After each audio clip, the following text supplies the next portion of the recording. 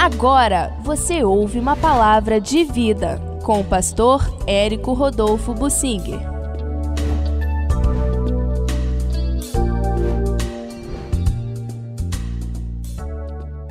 Contra a oposição de irmãos, o que vale é a operação do Espírito Santo. Vamos lembrar de um episódio muito importante na vida da igreja primitiva, como narrado em Atos dos Apóstolos, para tirarmos lições para nós. Sempre eles buscavam a palavra do Espírito Santo, a palavra de Deus é que resolvia. No Antigo Testamento, lançavam sortes. A sorte eles entregavam a Deus. O que a sorte determinava era Deus que estava resolvendo. No Novo Testamento já não se lançava mais sortes, porque eles tinham o Espírito Santo. Vamos ouvir. O que Deus falar pelo Espírito Santo é o que resolve a questão. Eu gostaria que as coisas fossem hoje assim no nosso meio. Eu já vi muita decisão ser tomada no grupo de pastores e no seio assim colegiado da igreja, decisões baseadas em axiologia. Eu acho isso, eu penso, não, vai ter mais gente assim, então é melhor que a gente faça, então vamos decidir, vamos resolver fazer assim, porque a nossa cabeça diz, porque o número de pessoas vai ser maior, porque vai ser um feriado, porque vai ser assim, então a nossa cabeça acha que vai ser assim, então vamos fazer assim. Eu já vi muito disso, eu não costumo trabalhar assim. Vamos fazer isso. O Espírito Santo de Deus, o que está nos dizendo? Deus está aprovando? É isso que Deus quer? Deus está confirmando que isso é assim? Se não, vamos perguntar. Dois irmãos em desavença. Vamos botar os dois irmãos juntos, cada um fala alguma coisa, vamos entregar a Deus. E vamos orar, esperar a revelação de Deus. Isso é o que deve ser feito, porque era assim que era feito na igreja primitiva. Em determinada situação, a igreja em Jerusalém cresceu muito. O Tiago, irmão carnal de Jesus, era muito atuante e ele começou a assumir mais a liderança e por ter sido irmão de Jesus, ele conseguiu uma certa proeminência entre irmãos. E o Pedro foi ficando assim meio de lado. Pedro entendeu que aquilo era de Deus para ele começar a sair. Pedro começou então um ministério itinerante. Ele foi por toda parte e aqui no capítulo 9, depois da conversão de Saulo, nos é dito que Pedro foi por toda parte, foi para Lida, encontrou Enéas e paralítico e mandou Enéas ficar curado. Quando os habitantes de Lida e Sarona viram, se converteram todos ao Senhor.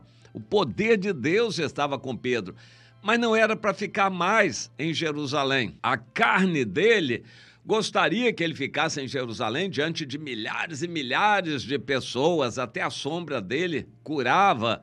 Mas o Espírito Santo começou a enviar o Pedro. Depois foi para Jope, ressuscitou a Dorcas, e aí muita gente se converteu e o evangelho foi conhecido na redondeza toda. E o Pedro ficou muito tempo em Jope.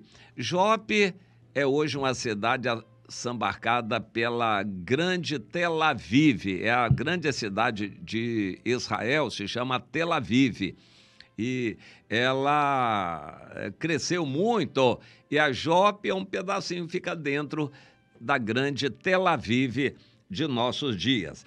E ali era uma cidade grande, porque era portuária, recebia alguns navios.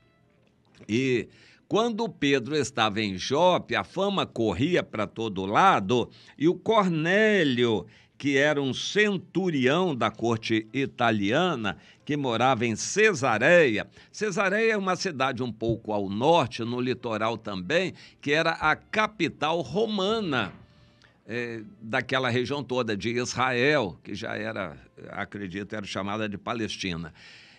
Aquela região tinha uma capital romana, Cesareia, e o Cornélio era um centurião encarregado de comandar, um militar encarregado de comandar uma centúria, soldados que tomavam conta ali da cidade de Cesareia. Era um homem temente a Deus, que fazia suas orações. E quando ouviu que o Pedro estava ali, mandou chamar o Pedro. Mas ele só mandou chamar por causa de uma revelação que Deus deu a ele. Deus apareceu para ele e mandou que ele procurasse o Pedro. Deus apareceu a Pedro e se revelou a ele com aquele lençol, lembra daquela revelação? Um lençol que descia do céu cheio de animais imundos, e o Senhor dizia: Pedro, mata e come. Pedro, bom judeu, disse: eu não, nunca. Senhor, comi animal imundo, não vai ser agora que eu vou comer. Ô Pedro, o que Deus purificou, você não considere imundo. E aquilo se repetia por 3 vezes. O objeto foi recolhido ao céu e o Pedro ficou pensando no que significaria aquela visão, aquela revelação que Deus estava dando. Logo a seguir, ele recebeu os enviados do Cornélio e Deus falou com ele: ô Pedro, não considere imundo aquilo que Deus santificou. Pedro entendeu que não se tratava de animais, mas de pessoas. E então, o Cornélio, que enviou os mensageiros, estava com sede. Ele era gentio, mas estava com sede de Deus. E o Senhor mandou que o Pedro pregasse para eles. E o Pedro foi. Ainda remanchou um pouco, ou seja, o ranço religioso dificultou que ele fosse, porque era proibido, segundo a tradição deles, um judeu se aproximar de um não-judeu, de um gentio. Mas o Pedro obedeceu ao Espírito. Contra a tradição, Pedro obedeceu ao Espírito, o Espírito Santo, e foi. E lá foi aquela maravilha. Quando Pedro voltou, isso chegou ao conhecimento dos apóstolos e irmãos que estavam na Judéia, e Pedro subiu a Jerusalém.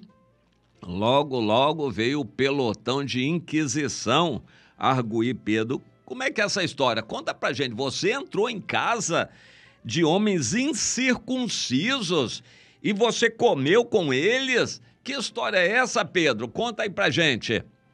O Pedro então começou, disse: olha, aconteceu assim, assim, assado, veio aquele objeto do céu, Deus falou comigo e para eu obedecer e ir. Quando eu fui, eu vi o poder de Deus atuando, preguei o evangelho para eles e quando eu comecei a falar, caiu o Espírito Santo sobre eles. Estou lendo em Atos 11, 15.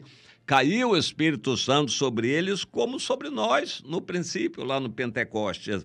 Então eu me lembrei, Pedro dizendo, da palavra do Senhor, dizendo: João, na verdade, João Batista, vos batizou com água, mas vós sereis batizados com o Espírito Santo. E se Deus lhes concedeu o mesmo dom que a nós nos outorgou quando nós cremos no início, quem era eu para que pudesse resistir a Deus? E ouvindo eles essas palavras, apaziguaram-se e glorificaram a Deus, dizendo: então logo também aos gentios foi por Deus concedido o arrependimento para a vida. Aleluia. Mais um capítulo fechado com chave de ouro, grande vitória de Deus. O Espírito Santo atuou, desavença entre irmãos, questionamentos, ciúmes, problemas são resolvidos quando o Espírito Santo opera. Como é bom a gente andar no Espírito, ficar buscando a confirmação do Espírito. Meu irmão, é para ir? Pergunte a Deus. Deus vai dirigir se você vai ou não vai. Será que eu começo um trabalho? Meu irmão, se Deus não estiver com você, não vai adiantar você começar trabalho nenhum. Agora, se Deus estiver com você, amém. Então, pergunte a Deus. E o Espírito Santo quer participar de nossas decisões. Deus não fica satisfeito você olhando para o irmão para você, e vocês resolvem e decidem alguma coisa, o Espírito Santo fica de lado. Vocês nem vão perguntar ao Espírito Santo o que ele acha? Tem que consultar. Você quer obedecer a Deus, ao Espírito? Eu quero terminar essa reflexão dizendo: o Espírito Santo é para estar presente dia a dia, em tudo que fizermos, em tudo que falamos. Temos que estar buscando a confirmação. O Espírito Santo desceu, caiu, o poder de Deus desceu.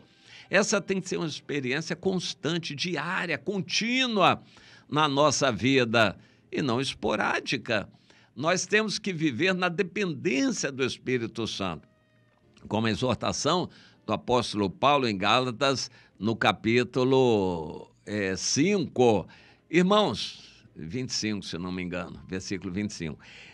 Se nós temos o Espírito, então andemos no Espírito, consultemos o Espírito Santo, busquemos a direção do Espírito Santo e não façamos as coisas da nossa cabeça. Você entende? O Espírito Santo é quem resolve. 2 irmãos estão em desavença. Muito bem, Senhor, vamos entregar a Ti. Os 2 estão batendo boca aqui, estão dando cabeçada. Opera aqui, Senhor, mostra a realidade, manifesta o Teu poder aqui. Senhor, desce o Teu Espírito aqui.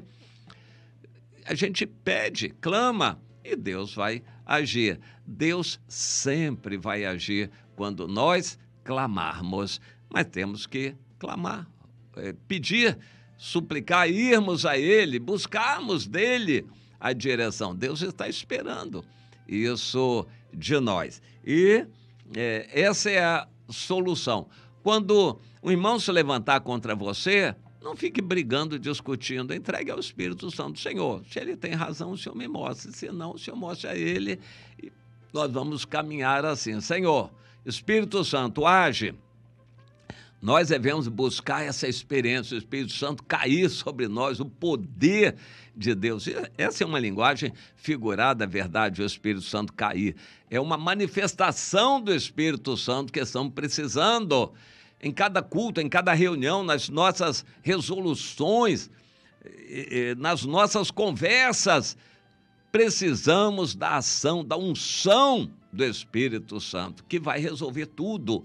É o Espírito Santo que tem que dar a palavra final. Você tem agido assim? Você está num ambiente assim? Você está numa igreja assim? Faça a sua parte, meu irmão, minha irmã.